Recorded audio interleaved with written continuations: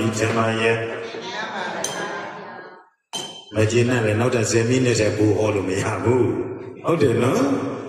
သူတော်ကောင်းများကတင်တန်းချိန်ကနေနားတယ်အခဏနားတယ်ပြီးတော့ထိုင်တယ်ပြီးတော့ထက်နားတယ်ဟုတ်တယ်မလားအဲ့လိုတစ်စက်တည်းဆိုတော့နည်းနည်းလေးပေါ့9မိနစ်လောက်နည်းနည်းလေးတက်တာလည်းမစိုးပါဘူးနော်ဒါကြောင့်ယနေ့သူတော်ကောင်းများတရားနာရတဲ့အကျိုး5မျိုးကိုသိသွားပြီဆိုတော့နောက်ကြရင်လည်းဘာဖြစ်တော့တရားကိုတက်နိုင်သမျှနားနိုင်အောင်ပါလုပ်ရမယ်ကြိုးစားရမယ်တဲ့သူများအတွက်နာတာမဟုတ်ဘူးကိုယ့်အတွက်တရားနာတာဒါကြောင့်အလုံးသူတော်ကောင်းများကကြိုးစားစားနဲ့တရားနာတရားအားထုတ်မိမိအတွက်လုပ်ရမယ်အချိန်နဲ့ကြံပါတော့တယ်မိသားစုအတွက်လုပ်ပေးခဲ့တဲ့အချိန်တွေနှစ်ပေါင်းများစွာကြာခဲ့ပြီကိုယ့်အတွက်ကိုတရားလေးနဲ့ကိုနှလုံးသားလေးကိုဓမ္မလေးနဲ့ထုံမှန်းဘဝကိုကြံရှိတဲ့ဘဝသက်တမ်းကိုဘာလို့ဓမ္မနဲ့ပဲ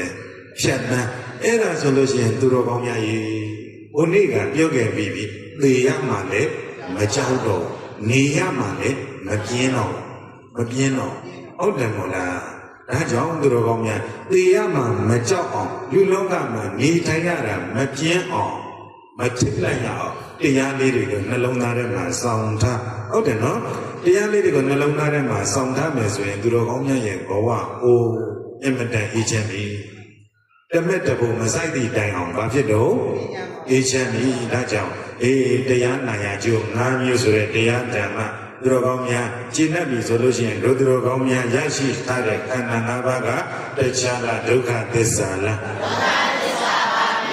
ခန္ဓာ5ပါးဖြစ်ပြကဘာသစ္စာရှုတဲ့ပွားတဲ့ဉာဏ်ကဘာသစ္စာအဝိဇ္ဇာသင်္ခါရတဏှာဥပါဒံကမ္မဘဝဆိုတဲ့အကြောင်းတရားတွေသိသွားတာကဘာသစ္စာနောင်ဘဝနောင်ခန္ဓာနောင်ဇာတိတွေချုပ်ငြိမ်းရုပ်သိမ်းသွားတာကဘာသစ္စာသစ္စာ၄ချက်မစိုက်တာလားစိုက်တာလားသစ္စာ၄ချက်နဲ့စိုက်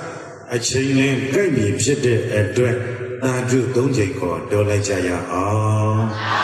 သာဓု